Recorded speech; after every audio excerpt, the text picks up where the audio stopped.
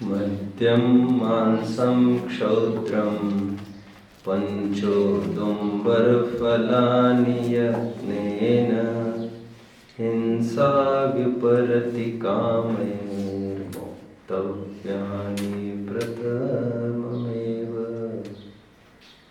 अष्टावनिष्टदुस्तर दूरितायतना परिवर्ज्य जिन धर्म देशनाया भवन्ति पात्राणि शुद्धधियः। मोक्षार्थियों, धर्म की महिमा कहाँ तक कही जाए। एक साहित्यकार ने धर्म की बहुत सुंदर व्युत्पत्ति की है।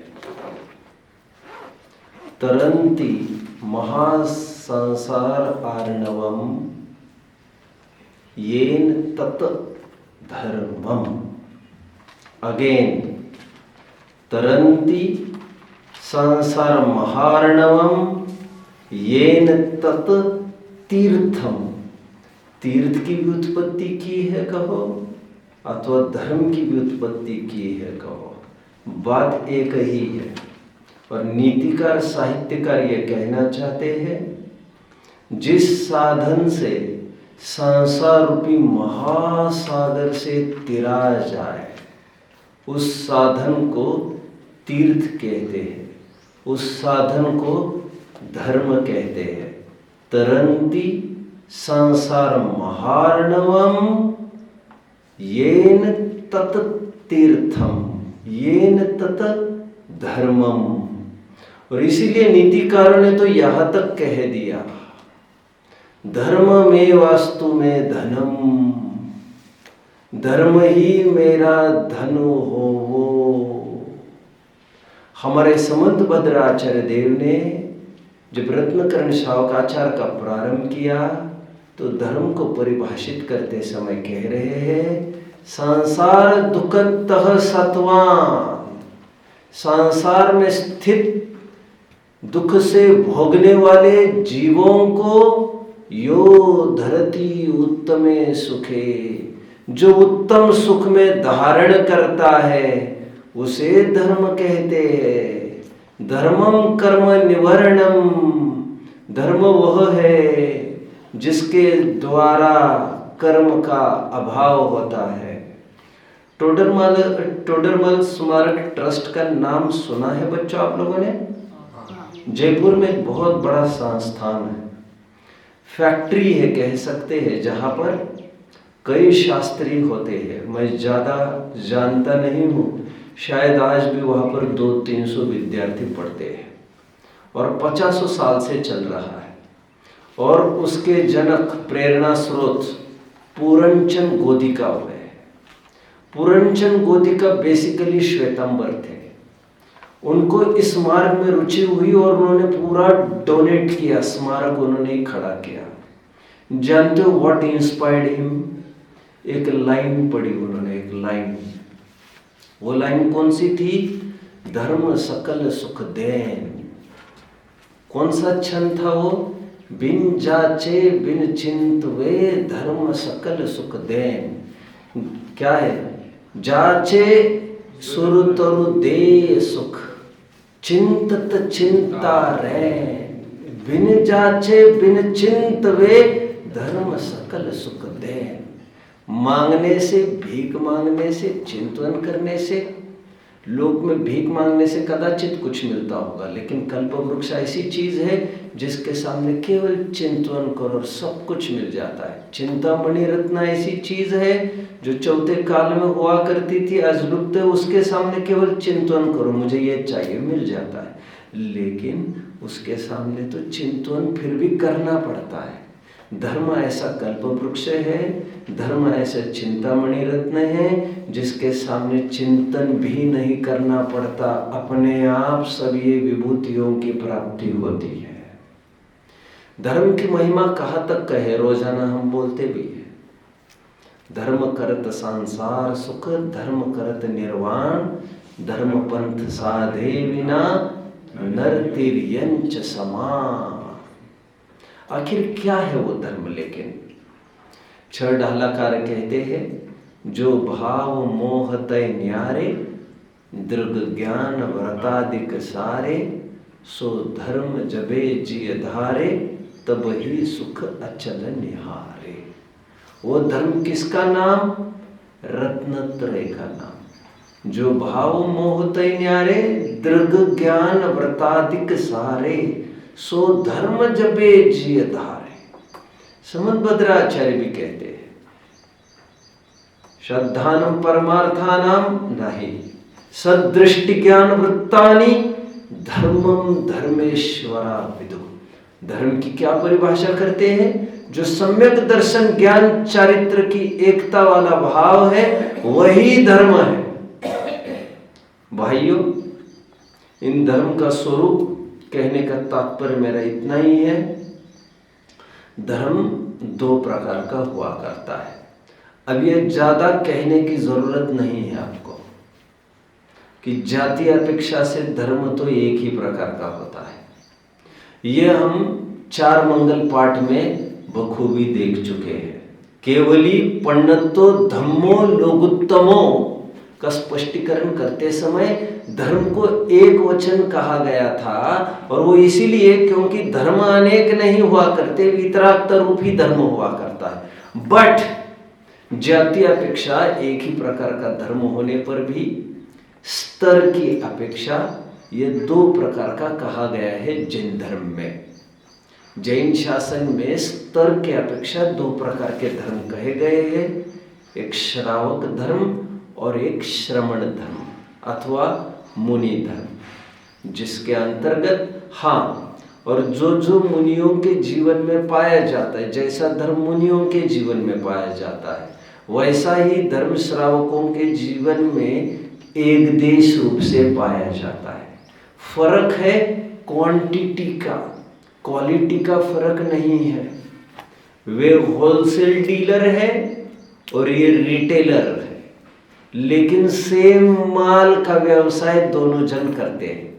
अब देखिए बच्चों, श्रावक भी बड़ा मीठा शब्द है। आपको लग रहा होगा इसमें मीठा क्या है? आप लोगों ने सरावगी यह शब्द कितने जन ने सुना है? सरावगी। आज एक सरावगी जाति के लोग हैं, नहीं जानते आप लोग सरावगी जाति। बहुत बड़ी तादाद में, लाखों की संख्या में है, और लगभग ये शिखरज के आसपास रहते थे। अभी फिर से यहाँ वहाँ वे बिखर रहे हैं। ये सरावगी और कोई नहीं है बच्चों। ये सरावगी यह शब्द श्रावक का ही अपभ्रंश शब्द है। आपको सुनकर आश्चर्य होगा, अकबर बादशाह के 9 रत्नों में से एक रत्न अबुल फजल, उस अबुल फजल ने एक पुस्तक लिखी है। कोई बताएगा कौन सी पुस्तक है? नहीं बताएगा। आईने अकबरी। उस आईने अकबरी पुस्तक में उन्होंने जैन श्रावक का वर्णन किया है, और जैन श्रावकों के नियमों की भी बात कही है। वे क्या क्या करते, क्या क्या पालते हैं। श्रावक की बहुत सुंदर परिभाषा सागर धर्मामृत में की गई है। जो मुनिराजों के भगवान के बताए गए उपदेश को सुनता है, जो श्रवण करे सो श्रावक। शृणोति गुरुवादिभ्यो धर्ममिति श्रावक। क्या कहा उन्होंने? शृणोति, जो श्रवण करता है, गुरुवादिभ्यो, गुरु के मुख से आए हुए, धर्ममिति, धर्म को, इति, उसे कहते हैं क्या? श्रावक। इस प्रकार आप देख पा रहे होंगे, श्रावक एक बड़ा मीठा शब्द है। आगे बढ़ते हैं बच्चों। श्रमण तो है ही मीठा शब्द, उसमें तो श्रम भरा ही है। और श्रम मतलब तपश्चरण। तपश्चरण का आधार इच्छा का निरोध, इच्छा के निरोध का आधार आत्मा का आश्रय। और श्रावक शब्द में क्या बैठा है? जो गुरुओं की, भगवंतों की उपासना करता है। उपासना का तात्पर्य उनके उपदेश को सुनता है। सुनना किसके लिए? अपनाने के लिए मार्ग को। और अपनाना मतलब फिर आत्मा का आश्रय करना। पूर्व 2 कक्षाओं में श्रावक के 8 मूल गुणों की काफी भूमिका हमारी जम चुकी है। आज 8 मूल गुणों में से 5 मूल गुणों की मैं चर्चा करना चाहूँगा। 5 उदंबर फलों की मैं चर्चा करना चाहूँगा। उससे पहले मैं आपको एक छोड़े हुए प्रश्न को उत्तरित करता हूँ और फिर आगे बढ़ता हूँ। कल रात में मैंने ये प्रश्न रखा था जिसकी चर्चा आज करना अभिष्ट। वो कौन सा प्रश्न था बच्चों? बोलो। इनको आधा पॉइंट दे दिया जाए। समनभद्र आचार्य जी ने, अमृतचंद्र स्वामी जी ने फिर 8 मूल गुणों की ये विवक्षा क्यों लिखी जो सर्वव्यापक ही नहीं है, जिसमें बहुत एक सीमित दायरा समा जाता है? ये अपेक्षा को क्यों लिखा? फिर उसका क्या हेतु रहा होगा? माना समय अनुसार परिस्थिति बदलती है, समस्याएं बदलती है, मांगे बदलती है, उसके अनुरूप 8 मूल गुणों में ही परिमार्जन करना पड़ता है। कहने की फिर से जरूरत नहीं है। 8 मूल गुणों के 1000 विवक्षाएं मिले, उन सभी विवक्षाओं का आपस में समन्वय तालमेल समझना चाहिए। कथन में केवल मुख्य गौण होता है, इतना समझना चाहिए। अभी प्रश्न ये खड़ा होता है, फिर अमृतचंद्र स्वामी जी ने इन 8 मूल गुणों का जिक्र क्यों किया? उत्तर बड़ा सरल सीधा है। कोई बताएगा? लॉजिकल रीजंस ढूंढे जाते हैं बच्चों इसमें। यह वह जमाना था जिस जमाने में रोड्स हुआ नहीं करते थे, यातायात के बहुत साधन भी नहीं हुआ करते थे, और तब आम तौर पर लोग जंगलों में से गुजरते थे। जब भी व्यापार करना है तो जंगलों में से गुजरते थे। कुछ भी गांव को यहाँ वहाँ जाना है तो जंगलों से गुजरते थे, और कभी 2 दिन भी लगते थे, कभी 3 दिन भी, कभी 5 दिन भी लगते थे। अभी ऐसे में, और जो गुफाएं स्थित रहती थी जंगलों में, उस गुफाओं में जैसा मैंने था उत्कीर्ण किए हुए जिनबिंब हुआ करते थे। वे उसके दर्शन से तो अपनी पिपासा शांत कर लेते थे, भूख शांत कर लेते थे। बट इस भूख का क्या होगा?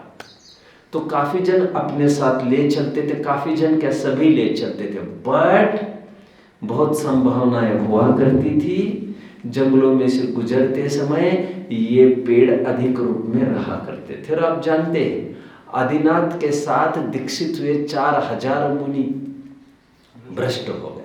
भ्रष्ट होकर वे क्या करने लग गए?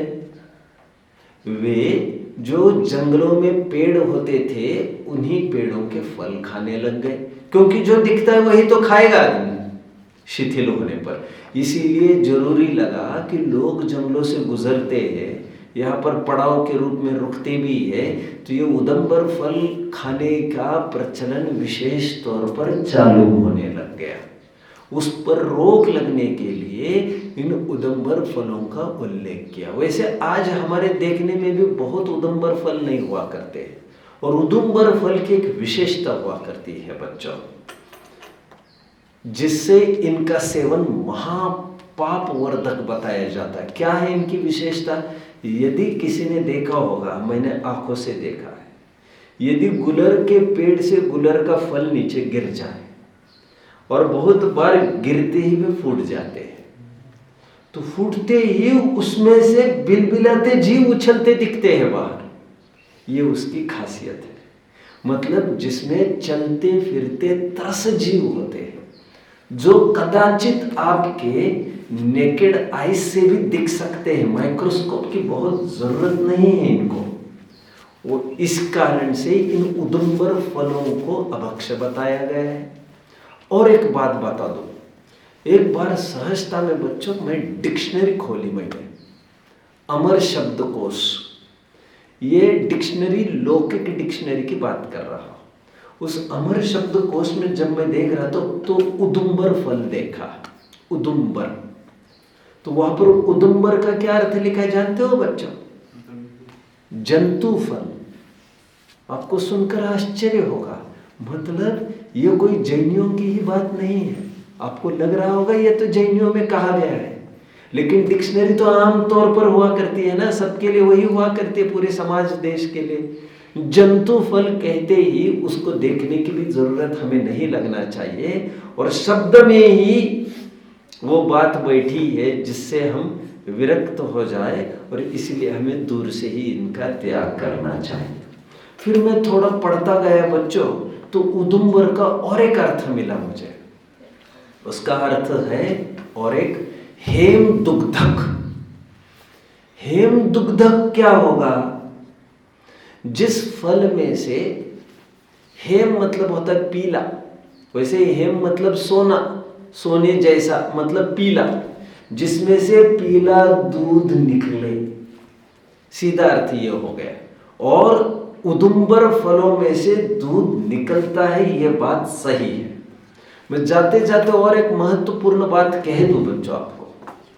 उदुम्बर फलों की सीधी परिभाषा तो इतनी होगी, जिनको तोड़ने से, वहां से शाखा से, डाली से तोड़ने पर जिसमें से दूध निकल आए, इसलिए इन फलों को क्षीर फल कहा जाता है। कभी किसी ने सुना है क्षीर फल? नहीं सुना है। जैसे उदाहरण के तौर पर पपीता, चीकू, ये सब क्षीर फल कहे गए हैं बच्चों। क्षीर फल, क्षीर मतलब क्या समझे आप? दूध। दूध एक क्षीर समुद्र है ना, जानते होंगे आप। भगवान का जन्माभिषेक होता है, उस जन्माभिषेक के लिए 1008 कलशों के द्वारा बाल तीर्थंकर का अभिषेक होता है। कितने जन जानते हैं इस बात को? वो पानी कहां से आता है जानते हैं आप? क्षीर समुद्र से आता है, क्षीर सागर से।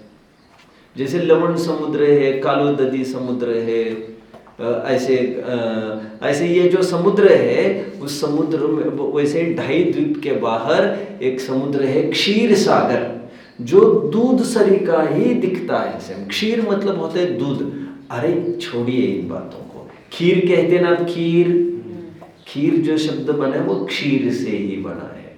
क्ष को ही घिस घिस कर क्ष ही बन जाता है ख।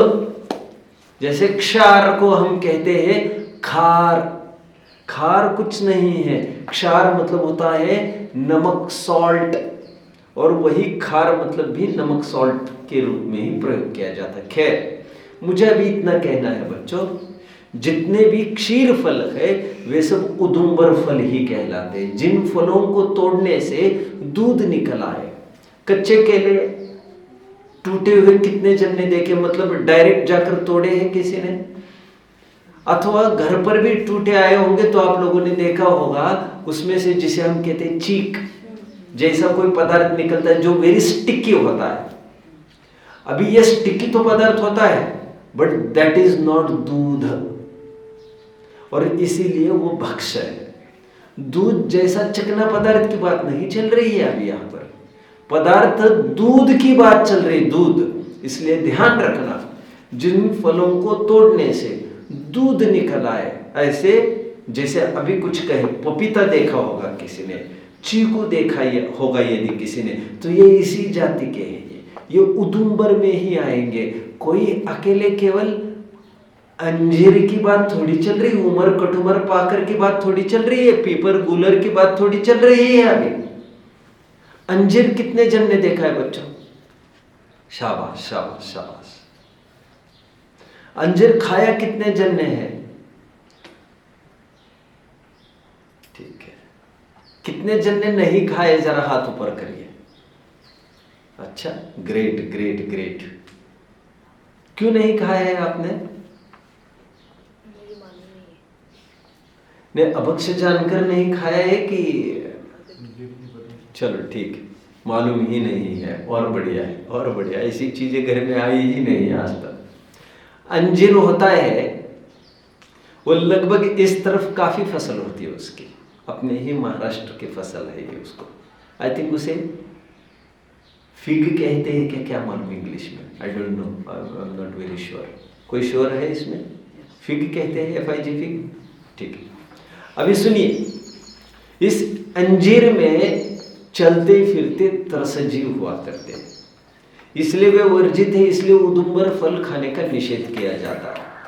पुरुषार्थ सिद्धिउपाधि ग्रंथों में और चर्चा की है थोड़ी सी, उन्होंने ये चर्चा भी उठाई है, कोई लोग ड्राई फ्रूट के रूप में सुखा कर अंजीर का प्रयोग करते। कितने जन ने देखा है ड्राई फ्रूट के रूप में अंजीर होते हैं और रोल सुखाए हुए होते हैं, सुखाए हुए, आपने देखा है ये?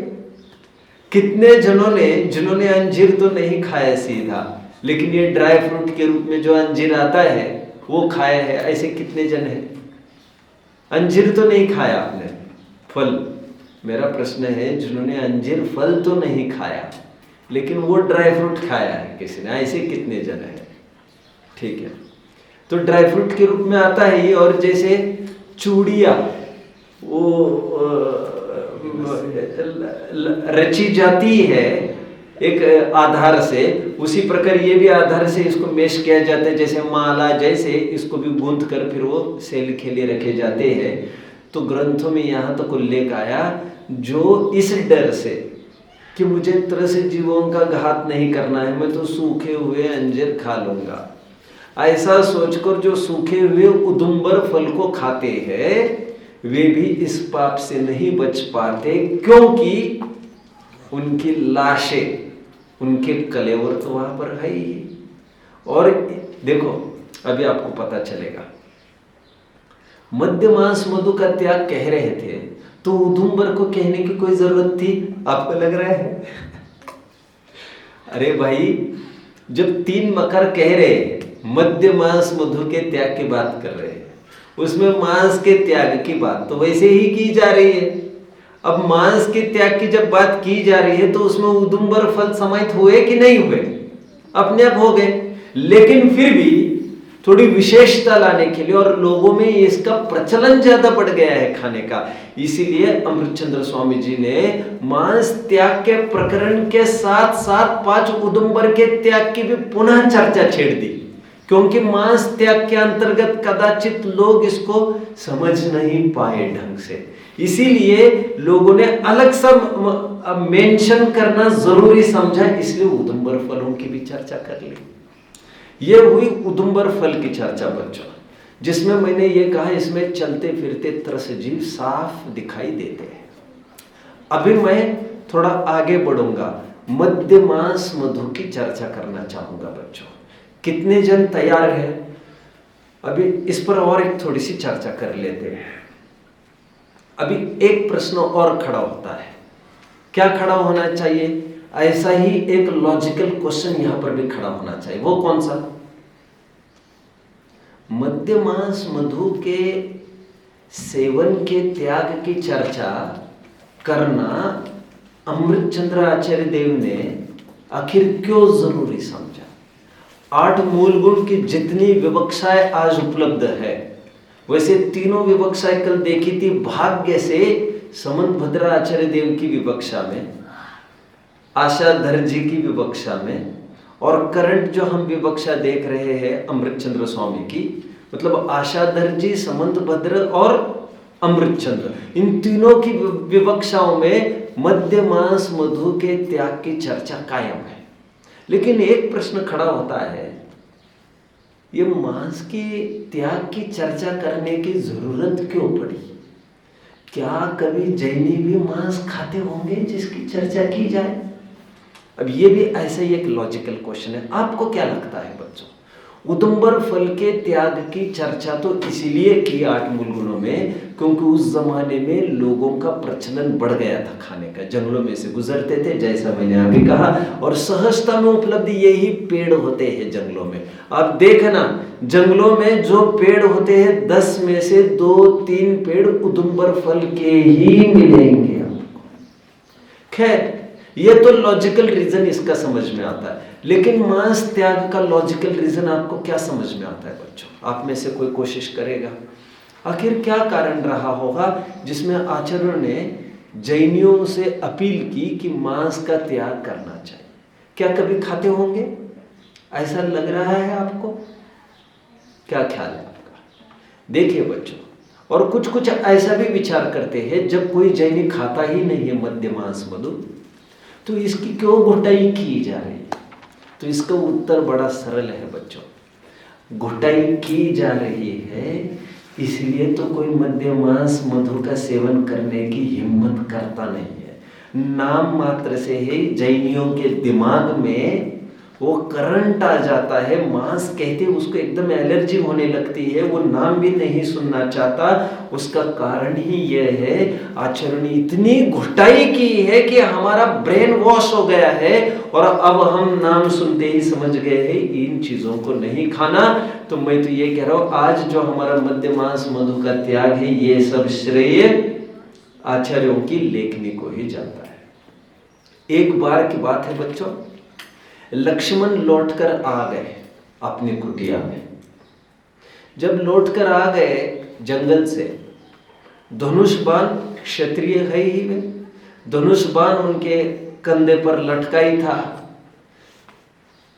तरकस था ही पीछे आर्च जिसमें बाण रखे रहते हैं। जब लौटकर आए तब घर पर उर्मिला अच्छी म्यूजिशियन थी, विविध ऑर्गन्स को अच्छी बजा लेती थी। मान के चले सिंथेसाइजर हो, मान के चले और कोई डिफरेंट ऑर्गन्स हो कोई, तो वो ऑर्गन्स बजा रही थी। और तब ये ख्याति थी कि जब उर्मिला इन ऑर्गन्स को बजा लेती थी तो वन जंगल के दूर दराज के जितने भी जंगली हिंस्र पशु है वे सब सामने आकर इकट्ठा हो जाते थे। अभी आप समझ रहे होंगे, जब वो बीन बजाती थी तो बीन बजाते समय हिरण आदि छोड़ो, हिरण के साथ साथ जंगली पशु भी वहां पर आकर खड़े हो जाते थे। और जैसे ही लक्ष्मण की एंट्री हुई, अभी लक्ष्मण तो एंग्री यंग मैन है आप जानते हो, उसकी डैशिंग एंट्री होते ही सब पशु वहां से तितर बितर हो गए। घर साफ, पूरा घर के सामने का कंपाउंड आंगन साफ, पशु यहाँ वहां हो गए। अब उसने एकदम ऐसा जाना कि ये सब खाली हो गया, आखिर क्यों खाली हो गए? तो उसने एकदम देखा कि हमारे पतिदेव पधारे हैं। तो उसने उलाहना देते समय उलाहना देने के रूप में, उलाहना समझते हो आप? उलाहना थोड़ा सा व्यंग कसना, और व्यंग कसते हुए ये बोली, कहा मेरी मिठास, मेरी बीन बजाने में कितनी मिठास रहती है, दूर दूर से हिंस्र पशु आ जाते हैं। और कहा आपका आगमन होते ही बेचारे पशु कितने डर जाते हैं, तितर बितर हो जाते जा। कहा मैं और कहा आप। लक्ष्मण ने क्या उत्तर दिया होगा बच्चों? लक्ष्मण ने उत्तर दिया, जो तुम शांति से आज बीन बजा पा रही हो ना, तुम्हारी धाक जमी है ना सब जगह, वो मेरी बदौलत। जब तक इस कंधे पर धनुष बाण है तब तक ये बीन बजती रहेगी। जिस दिन यहां पर धनुष बाण नहीं होगा, देख लेना हाल बहुत बुरा होगा तुम्हारा। मैं ये क्यों कह रहा हूं उदाहरण बच्चों, उदाहरण क्यों कह रहा हूं? और एक उदाहरण देता हूं। लोग कहते हैं, अब जानते हैं हमारे इनकम का मेजर पार्ट किस में खर्च होता है? हमारे भारत सरकार की जो इनकम है वो मेजर पार्ट किस में खर्च होता है? बोलिए। Very good, right. सुरक्षा में आप यकीन नहीं मानेंगे बच्चे, जितनी इनकम टैक्स वगैरह से इकट्ठा करती है गवर्नमेंट, फाइन के रूप में इकट्ठा करती है, उसका 50-60% पार्ट केवल सुरक्षा के रूप में चला जाता है। अभी कोई एक आदमी तर्क करे, क्या तर्क करे? देखो कब हुई थी लड़ाई, इंडो पाक कब हुआ था बच्चों? इंडो चाइना कब हुआ था? जहां तक मैं समझता हूं अंतिम युद्ध तो 70-72 में हुआ है, 67 में भी हुआ, उससे पहले भी होते रहे। लेकिन थोड़ा और जरा गहराई से विचार करो तो 72 के बाद ऐसी कोई लड़ाई नहीं हुई है। छोटी मोटी 90-92 में, कहीं 95 में, कहीं कुछ, कहीं पुलवामा हुआ है, कभी कारगिल हुआ, ये छोटी मोटी तो चलते रहते हैं। लेकिन गौर से विचार करो तो आज कितने साल हो गए कोई युद्ध नहीं हुआ है भारत का? लगभग 50 साल हो गए। अभी कोई ये तर्क करे, गवर्नमेंट तो मूर्ख है यार, 50 साल पैसा खपा रही है। 50% जो इनकम है भारत की वो कहाँ खपाई जा रही है? एम्यूनिशंस में, आर्म्स में, मिसाइल्स में। तो कोई ये विचार करे, और क्या होता है जानते हैं आप इनका? ये हर साल इतने खरीदी किए जाते हैं, करोड़ों के नहीं अरबों के खड़े किए जाते हैं। हर साल क्यों लेने पड़ते हैं? लेकिन क्योंकि जो आर्म्स एम्यूनिशंस अभी अभी बने थे 5 साल पहले, वे तो जंग खा गए सब, और जंग खाना तो उसका नेचर है, काम में नहीं आ पाए ना। तो कोई ये तर्क करे, अरे यार हमने इन 50 सालों में 10-20 दफे नए नए आर्म्स एम्यूनिशंस परचेस किए, और सब सड़गल के खराब हो जाते जंग लग कर, काम में तो आते नहीं, कुछ काम तो बनता ही नहीं इनका। तो हम एक काम करते हैं, क्या काम करते हैं? 1 आध 2 4 5 साल हम अभी बिना वेपन के ही निकाल लेते हैं, बिना आर्म्स एम्यूनिशंस के ही निकाल लेते हैं। तो उनका तर्क का कोई समाधान करेंगे बच्चों? समाधान करेंगे? और जानते आप, टेस्टिंग रोजाना होती रहती है, एक एक चीज की टेस्टिंग होती रहती है। टेस्टिंग ऐसा थोड़ी है शत्रु सामने खड़ा होगा तो ही टेस्टिंग, तब वो टेस्टिंग होगी, तब क्या टेस्टिंग होगी? तो टेस्टिंग में ही पैसा बिगड़ रहा है। और कुछ कुछ जो काम में नहीं आ रही, निकम्मे होकर, जंग होकर ही स्क्रैप में चली जा रही है। 1 रुपए का माल 10 रुपए में, 10 पैसे में बिक रहा है, तो क्या काम होगा? इसका कोई तर्क है आपके पास बच्चों? ऊपर से ऐसा लगता है ना, सही लगता है नहीं? लड़ाइयाँ तो हो नहीं रही है, तो फिर खर्चा क्यों कर रहे हैं? उसका सीधा समाधान इतना है, लड़ाइयाँ इसीलिए तो नहीं हो रही है कि इतने आर्म्स एम्यूनिशंस भारत के पास है, ये टेरर क्रिएट होता है। ये मिसाइल टेस्टिंग हुआ, इसका एक टेरर क्रिएट होता है। अरे तो भारत की ताकत आकी जाती है उनके आर्म्स एम्यूनिशंस और मिलिट्री फोर्स से, और इसके लिए किसी की ताकत नहीं होती आक नियत बिगाड़ने के भारत के प्रति। निष्कर्ष कोई बताएगा इन 2 उदाहरणों का निष्कर्ष? आप में से मैं चाहूंगा, इन 2 उदाहरणों से मैं निष्कर्ष क्या चाहता हूं?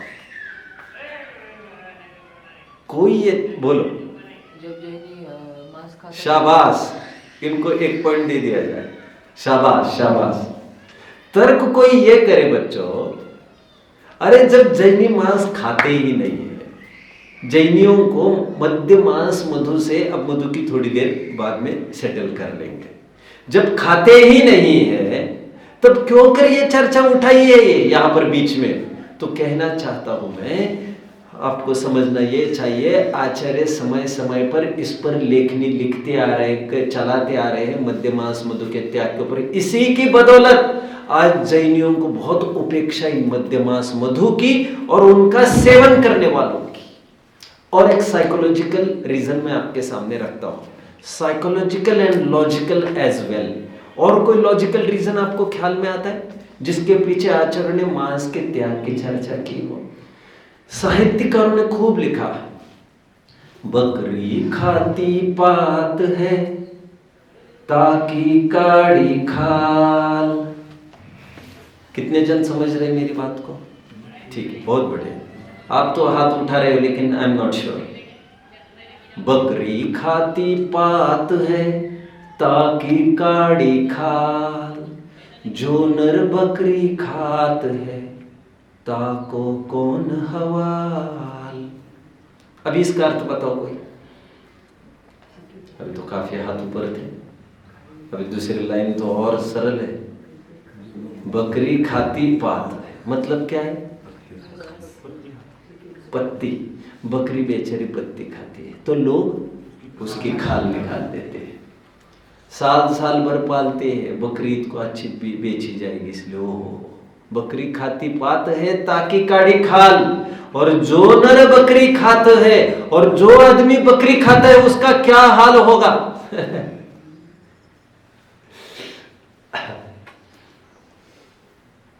लोग नगर ढिंग ना करे मरघट को वास, हाय रे मांसाहारियों घट को किया मसान।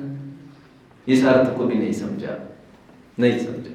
लोग नगर ढिंगना करे मरघट को वास, हाय रे मांसाहारियों घट को किया मसान। नहीं समझ रहे कोई भी नहीं। No one is trying to understand I think, otherwise it was not impossible for you. देखो लिसन, एक प्लॉट मिल रहा है एक जगह बहुत सस्ता, मान के चलो 1 लाख रुपए एकड़ की जमीन है और वो मिल रही है केवल 10,000 रुपए एकड़।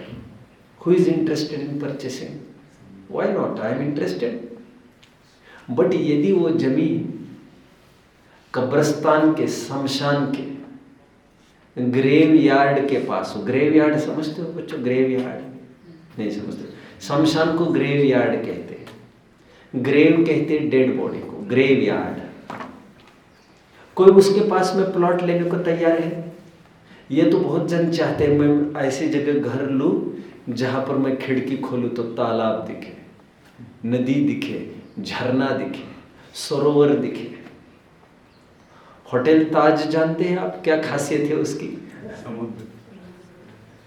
एक गिलास पानी दूसरी जगह पियोगे फ्री मिलेगा, यहाँ पर पियोगे तो 200-500 रुपये निपटाने पड़ेंगे। मैं चाय का भी उदाहरण नहीं देना चाहता। क्यों? क्योंकि वहां खिड़की खोलो और समुद्र दिख जाता है, तो केवल व्यू पॉइंट की दृष्टि से लोगों का अच्छी चीज देखेंगे। कब्रिस्तान के बगल में कौन प्लॉट लेने होता है? कोई मूर्ख है क्या कोई? तो लोग इतनी सावधानी रखते हैं।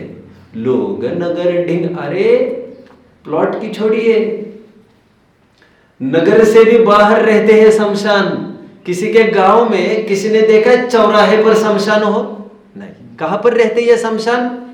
गांव के बाहर, दूर, जहां पर जाना पड़ता है। और यहां पर यह कहा जा रहा है लोग इतने सावधान समझदार है, लोग नगर ढिंग ना करे मरघट को वास। ढिंग मतलब जगह। हाय रे मांसाहारियों घट को किया मसान। कितने जन समझ रहे हैं अभी? कितने जन समझ रहे हैं? अरे ये बालक फटाफट समझ जाता है ये। बहुत अच्छा। अरे मांसाहारियों क्या हालत कर दी तुमने। तुम घर छोड़ो, तुम नगर के पास भी दूर रखना चाहते हो कब्रिस्तान को, और यहाँ पर तो अपने पेट को ही तुम बना रहे हो कब्रिस्तान, शमशान। इसी में कितने डेड बॉडीज को, कितने मांस का सेवन कर करके इसी को तुम मसान बना रहे हो, शमशान बना रहे हो। खैर, नीतिकारों ने कुछ कसर नहीं छोड़ी बच्चों मांस के त्याग की। लेकिन और कोई लॉजिकल रीजन आपके ख्याल में आता है बच्चों, जिसके पीछे मांस के त्याग की चर्चा की हो? सोचिए जरा, सोचिए, दिमाग पर जोर डालिए। डाल सकते हैं? मैं बताता हूं। फिर वह जमाना था बच्चों जब नरमेध बलि चलती थी। जैसा मैंने कहा, अश्वमेध बलि चलती थी। सैकड़ों की तादाद में घोड़ों की आहुति दी जाती थी, आदमियों की आहुति दी जाती थी। होता क्या था फिर उसका? होता इतना ही था कि उसका मांस वगैरह जो बनता था वो भगवान को, भगवान मतलब उनके तथाकथित देवी देवताओं को प्रसाद के नाम पर चढ़ाया जाता था और बचा हुआ खाया जाता था। मतलब आम तौर पर यह प्रचलन था। यहाँ पर दुर्गा माता का बहुत प्रचलन नहीं है, है ना? इस तरह है क्या? है? यहाँ पर भी है क्या महाराष्ट्र में दुर्गा का? ओके। एक्चुअली पहले इतना था नहीं, जहाँ तक मुझे ख्याल में है, क्योंकि मैंने बचपन में इतना देखा नहीं। यहाँ पर मेरा लगभग मान के चलता हूँ मैं 25 साल लगभग मेरे यही गए महाराष्ट्र में, तो इतना प्रचलन मैंने कभी नहीं देखा। ना प्रचलन दुर्गा माता का यहाँ पर था और ना गणपति का प्रचलन बाहर था, महाराष्ट्र से बाहर। अब आज दौर यह है कि गणपति का प्रचलन बराबर सब देश भर में होता चल रहा है, कम मात्रा में भले ही। और दुर्गा माता का भी यहाँ पर प्रचलन आ गया है। आप बोल रहे हो, मुझे इतना ख्याल में नहीं था। और आप जानते हो और एक बात, जैनियों की खासियत है बच्चों, आप लोग कितना जानते हैं मैं नहीं जानता हूँ। हम लोग दान देना नहीं चाहते ऐसे कार्यों के लिए, गणपति वगैरह के लिए वर्गणी मांगने आते हैं ना, हम देना नहीं चाहते ऐसों को। क्यों नहीं देना चाहिए, कोई बताएगा? क्यों नहीं देना चाहिए, बताइए जरा मुझे, कोई बताएगा क्यों नहीं देना चाहिए? बोलो सत्कार, इनको आधा पॉइंट दे दो। क्योंकि इससे ग्रहित मिथ्यात्व का पोषण होता है। क्योंकि गणपति नाम की कोई वस्तु ही नहीं है, ये तो काल्पनिक चीज है। ये वे ही मानते हैं गर्दन कट गई थी तो हाथी की गर्दन लाकर वहां फिट कर दिया, ऐसा संभव भी है क्या कहीं? और गणपति को कहते हैं माँ के मैल से पैदा हुआ कहते हैं। अब ये कोई मानेगा क्या इसको? ये सब काल्पनिक बातें हैं। एनीवे, मुझे अभी इतना ही कहना है कि इससे ग्रहित मिथ्यात्व को पोषण होता है, इसलिए हमें इसे दान नहीं देना चाहिए। बट कुछ लोग ये समझते हैं कि हमें समाज में रहना है, हम नहीं देंगे तो भैया हमारा धंधा बंद पड़ जाएगा कल से। और पूना जैसे दगड़ू शेठ हलवाई जैसे गणपति है बड़े बड़े, वहाँ पर तो उसके नाम पर एक्सटॉर्शन किया जाता है कितना।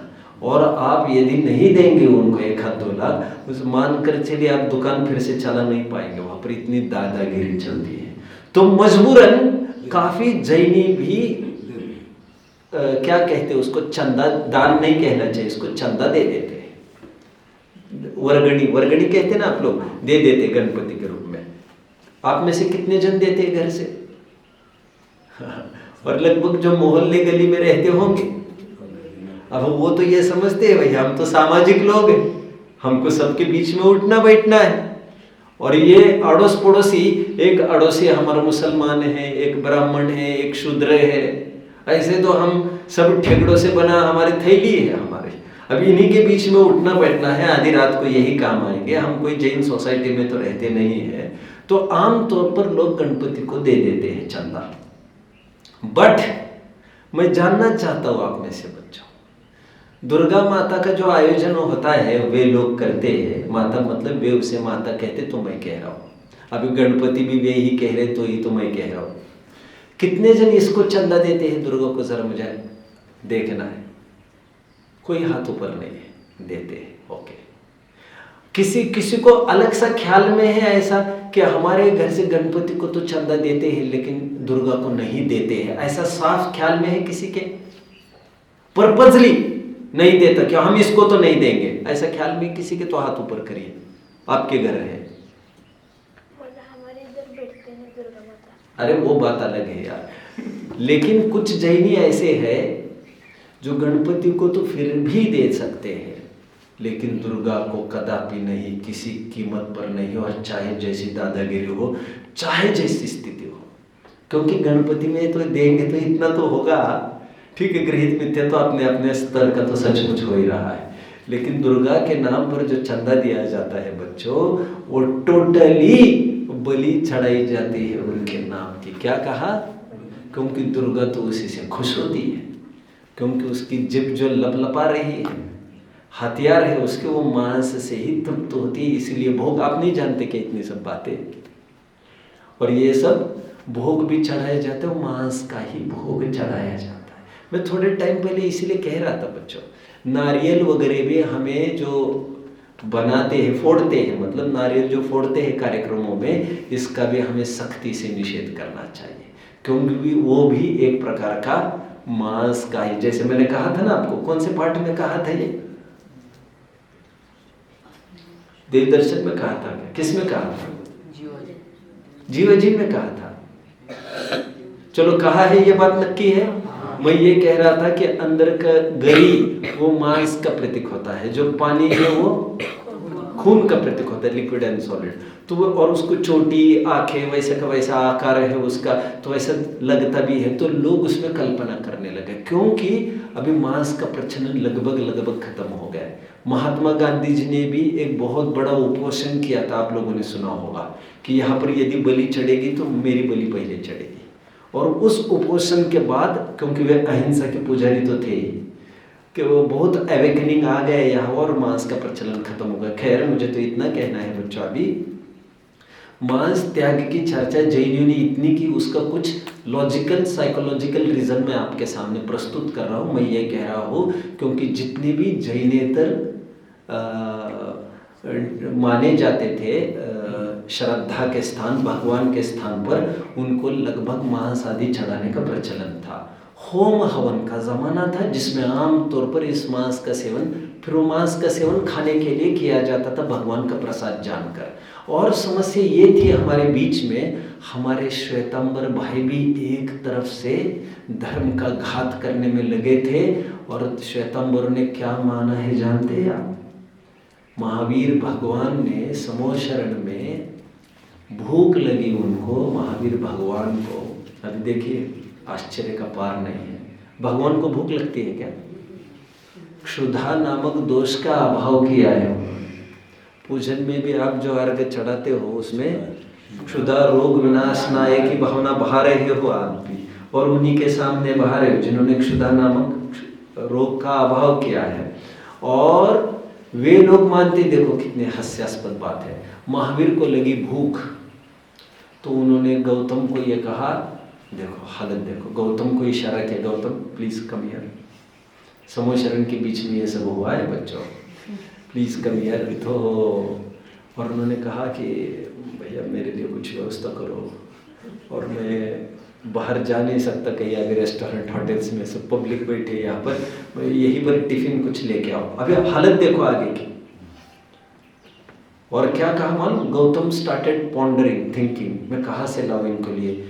तो महावीर ने ये कहा, यहाँ से एक सेठ के यहाँ बिलाव पक रहा है, लिखी हुई ये बात है बच्चों। बिलाव समझते हो? बिलाव मेल जेंडर ऑफ बिल्ली, मेल जेंडर ऑफ बिल्ली। He cat, what do you call? She cat होती है, वैसे ही कैट क्या क्या, बोका, बोका, राइट राइट, बिलाव, बिलाव, ठीक है ठीक है, easy easy.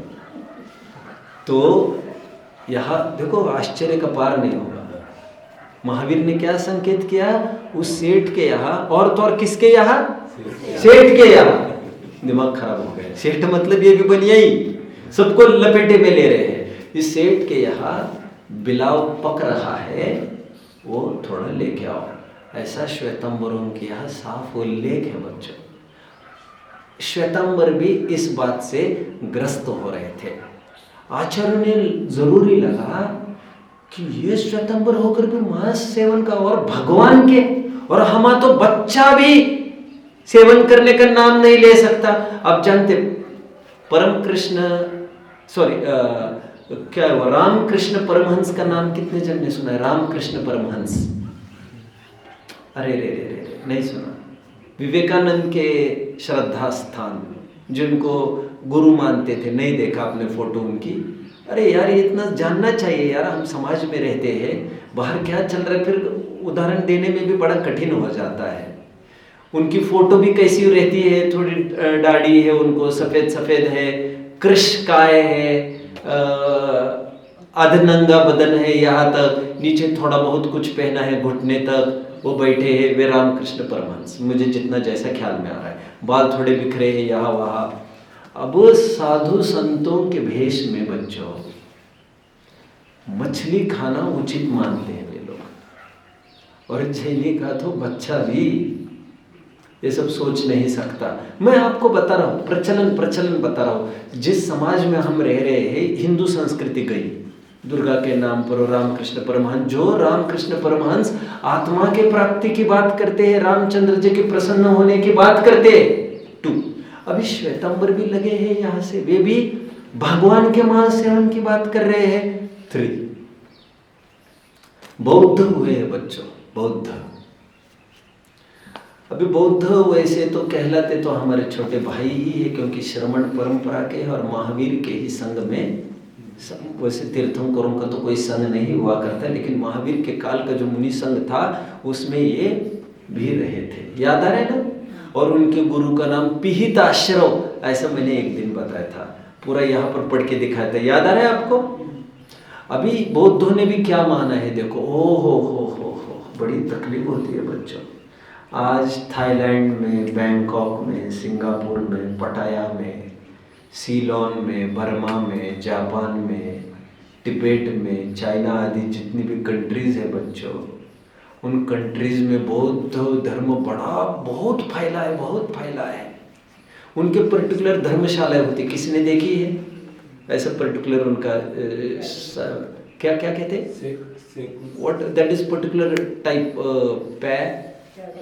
Pagoda, right, pagoda, nice word, तो क्लिक नहीं हो रहा था मुझे। तो टाइप वो रहते हैं उनके आश्रम, आपको सुनकर बड़ा आश्चर्य होगा बच्चों। हाँ, हिंदी में शून्यागार होगा, शून्यागार।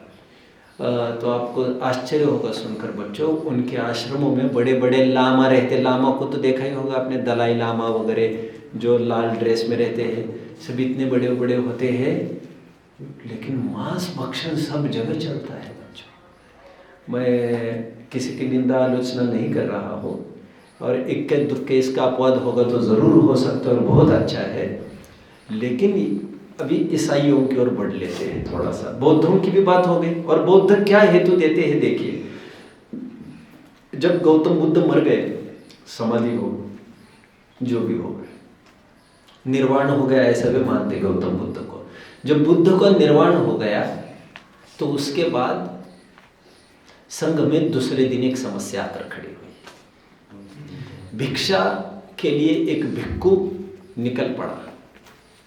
जब वो भिक्खु निकल पड़ा और भिक्षा के लिए जब अंजुली जोड़ी होगी, अंजुली तो ऐसे जैनियों के ही इसमें है, वो भी दिगंबरों में, एक कटोरा जब सामने रखा तो ऊपर से एक चील मांस का टुकड़ा लेके निकल रहा था, और वो मांस का टुकड़ा सीधा गिरा उनके पात्र में। अभी संघ में एक बहुत बड़ा डिबेट छिड़ गया।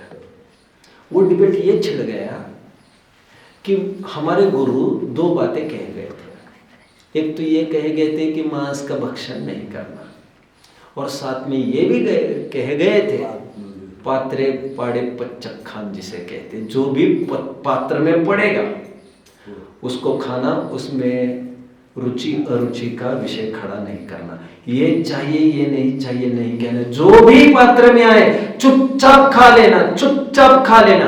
अभी इन दोनों बातों को वे समझ नहीं पाए और वो धर्म संकट में घेरे से महसूस करने लग गए।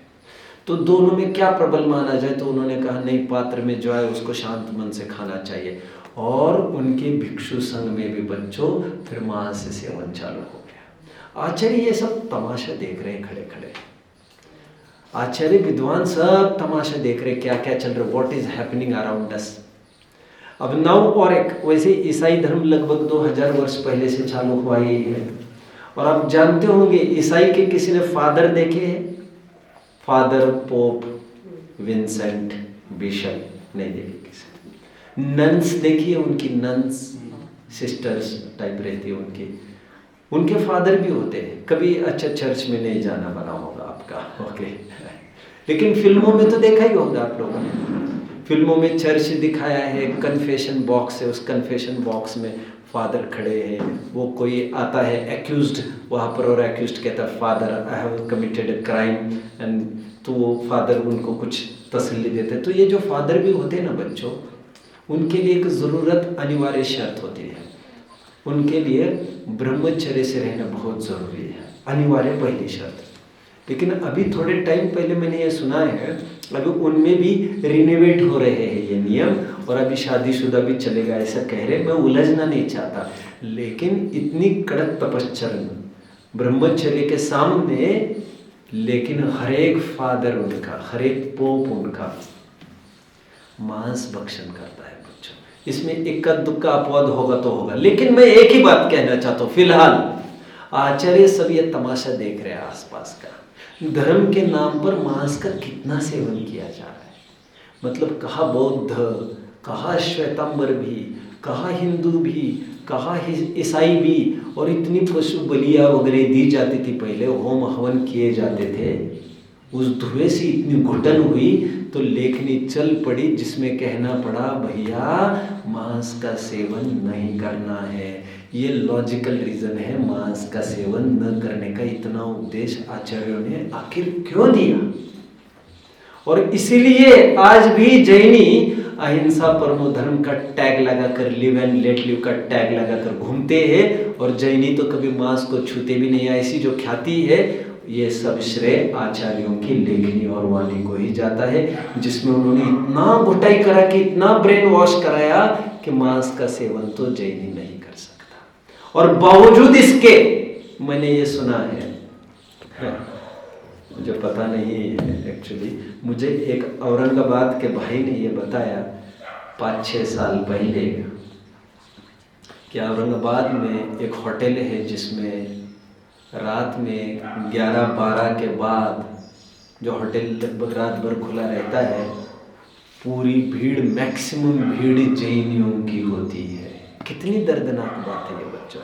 अरे आश्चर्य तो मुझे उस दिन तब हुआ जब मुझे ये पता चला मुंबई का बहुत बड़ा कत्तल खाना एक जैनी चलाता है, जैनी अल कबीरा नाम का एक बहुत बड़ा कत्तल खाना है, जानते हो बच्चों? लगभग पूरे देश में रैंकिंग में नंबर 1 है अल कबीरा, नहीं जानते आप? हैदराबाद में है ये, जिसकी कैपेसिटी सब बहुत ज़्यादा है, मतलब इतने बड़े कैपेसिटी का, बड़े स्केल का कट्टा घर, स्लॉटर हाउस, कत्तल खाना कहीं नहीं है भारत में, जहाँ तक मैं समझता हूँ। अल कबीरा नाम से आपको क्या लग रहा है उसका मालिक कौन होगा? You are wrong. कितनी दर्दनाक बात है। उसके 10 मालिक है, 10 ट्रस्टी होंगे, जो भी होगा मैं नहीं जानता। 4-5 ब्राह्मण है जहाँ तक मैं समझता हूँ, मुझे प्योरली याद नहीं है बहुत अच्छे से, और कुछ जैनी है उसमें।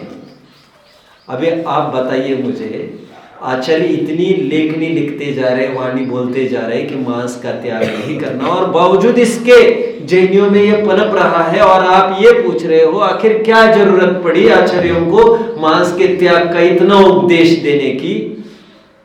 तो अभी इन स्थिति को देखकर, सीन सिनेरियो को देखते हुए लग रहा है बहुत अच्छा कि और भी हमें शाकाहार के जितने भी सेशंस ऑर्गेनाइज कर सकते हैं, ज़रूर नेशनल लेवल पर, सोशल लेवल पर अरेंज ऑर्गेनाइज करना चाहिए।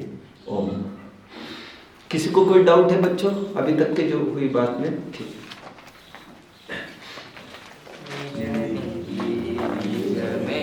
बता